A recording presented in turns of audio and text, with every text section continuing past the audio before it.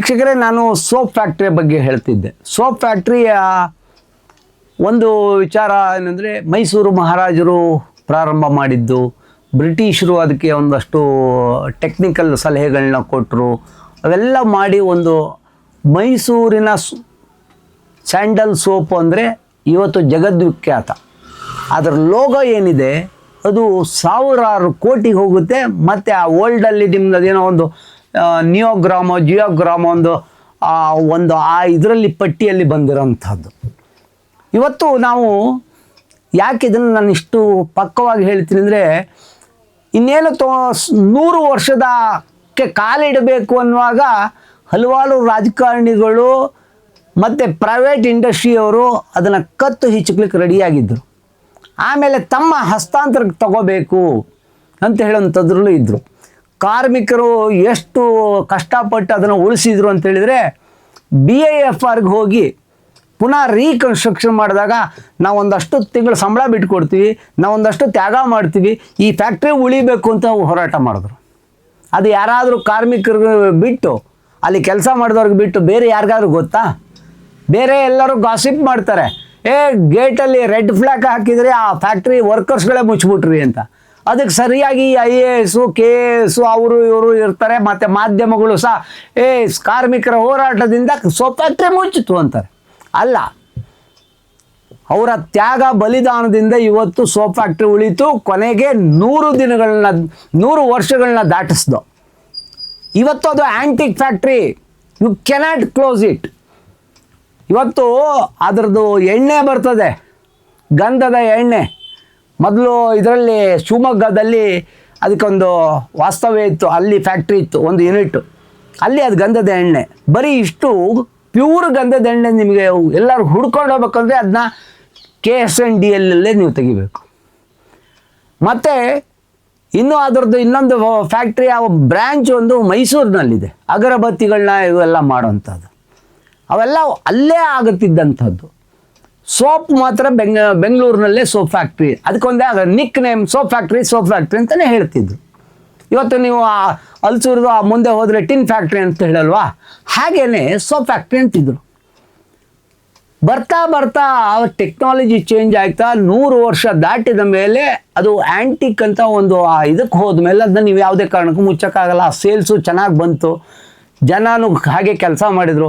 ಒಬ್ಬ ಒಳ್ಳೆ ಅಯ್ಯಪ್ಪ ಅಂತ ಕಾಣಿಸ್ತು, ಒಬ್ಬರು IAS ಆಫೀಸರು ಅದಕ್ಕೆ ವರ್ಕರ್ಸ್ ಒಟ್ಟಿಗೆ ಜೊತೆಯಲ್ಲಿ ನಿಂತು ಅವರು ಕೆಲಸ ಮಾಡೋಕ್ಕೆ ಶುರು ಮಾಡಿದಾಗ ಒಳ್ಳೆ ಉನ್ನತ ಮಟ್ಟಕ್ಕೆ ಬಂತು. ಚೆನ್ನಾಗಿ ಕಲಿತು ಬೆಳೆದ್ರ ಮೇಲೆ ನಮ್ಮ ಸರ್ಕಾರದವ್ರು ನೋಡಬೇಕಾ, ಇಲ್ಲಿಗೊಬ್ಬರನ್ನ ಚೇರ್ಮನ್ ಹಾಕ್ಬೋದಪ್ಪ, ಯಾಕೆಂದರೆ ಚೆನ್ನಾಗಿ ಪ್ರಾಫಿಟಲ್ಲಿ ಬರ್ತಾಯಿದೆ. ಆಮೇಲೆ ಆ ಪ್ರಾಫಿಟಲ್ಲಿ ಬಂದಷ್ಟು ದುಡ್ಡನ್ನ ಒಂದು ದೊಡ್ಡ ಚೆಕ್ನ ತೊಗೊಂಡೋಗಿ CM ನಿಧಿಗೆ ಕೊಡೋದು ಅಂತ. ಯಾರು ಕೊಡೋದು? MD, ಆ ಚೇರ್ಮನ್ ಇಬ್ಬರು. ಅವ್ರದ್ದೊಂದು ಫೋಟೋ ಮಾಡಿದ್ದಾನೆ ಎಲ್ಲ ಪೇಪರ್ಗಳಲ್ಲಿ. ನಾನು ಕೇಳೋ ಕ್ವಶನ್ನು, ನೀವು ಚೆಕ್ ತೊಗೊಂಡೋಗಿ ಕೊಟ್ರಲ್ಲ, ಯಾವ ಕಾರ್ಮಿಕ ದುಡ್ದ ಆ ಕಾರ್ಮಿಕರಲ್ಲಿ ಒಬ್ಬನ್ನ ಕರ್ಕೊಂಡೋಗಿ ಒಂದು as A token of gratitude ಅಂತ, ಈ ಕಾರ್ಮಿಕರದ್ದು ದುಡಿದು ಇಷ್ಟು ಸಂಪಾದನೆ ಮಾಡಿದ್ದಾರೆ, ಇಷ್ಟು ಲಾಭ ತರಿಸಿದ್ದಾರೆ, ನೀವು ಚೆಕ್ ತಗೊಳ್ಳೋ ಒಬ್ಬ ಕಾರ್ಮಿಕರ ಜೊತೆಲಿ ನಿಲ್ಲಿಸ್ಕೊಡ್ರಿ. ಮಾಡಲಿಲ್ಲ ಇವರು. ಇವತ್ತೂ ಮಾಡ್ತಾರೆ. ಬರ ಪರಿಹಾರ ನಿಧಿ ಕೊಡ್ತಾರೆ, CM ನಿಧಿಗೆ ಅಂತ ಕೊಡ್ತಾರೆ.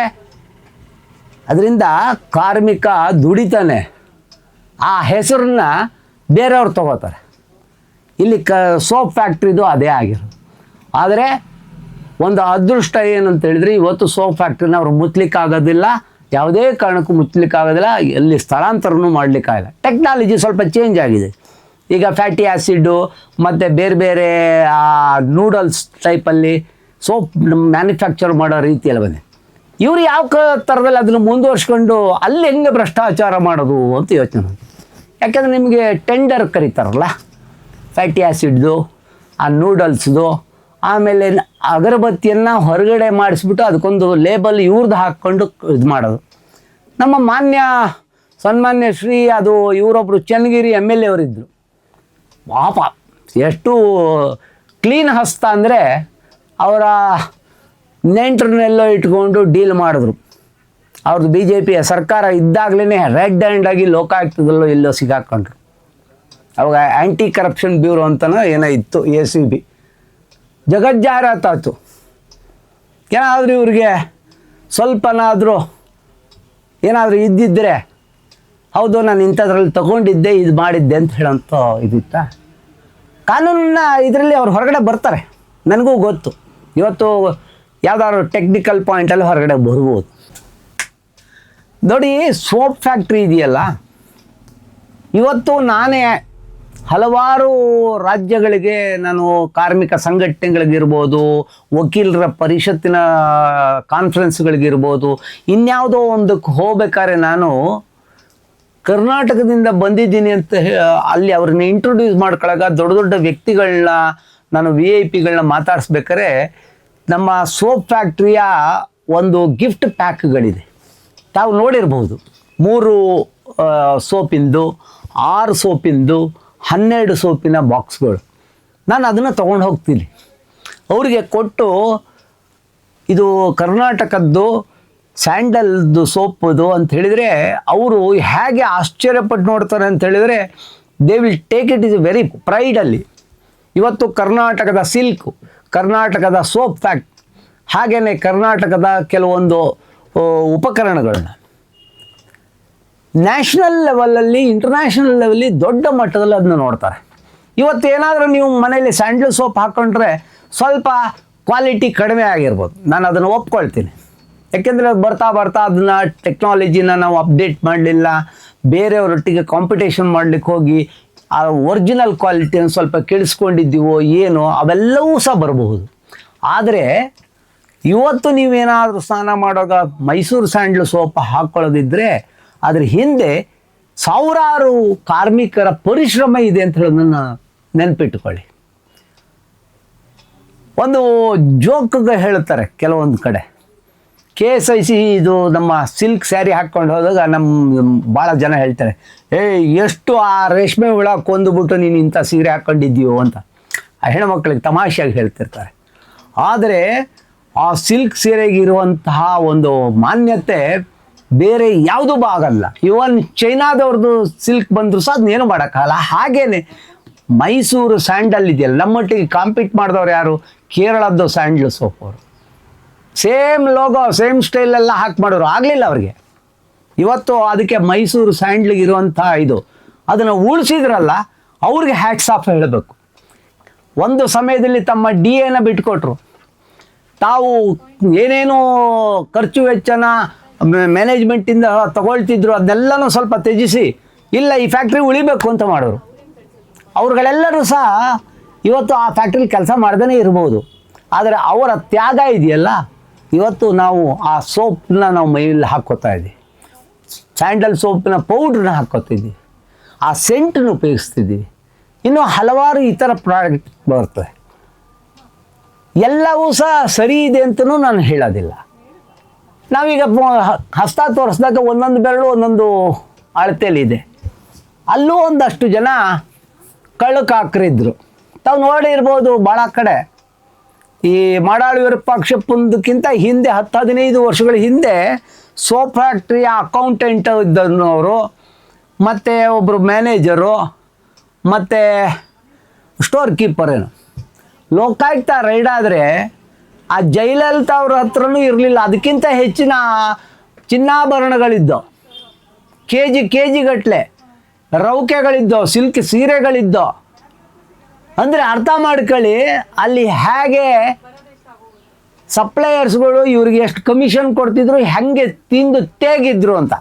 ಇದು ಆಡಳಿತ ವರ್ಗ.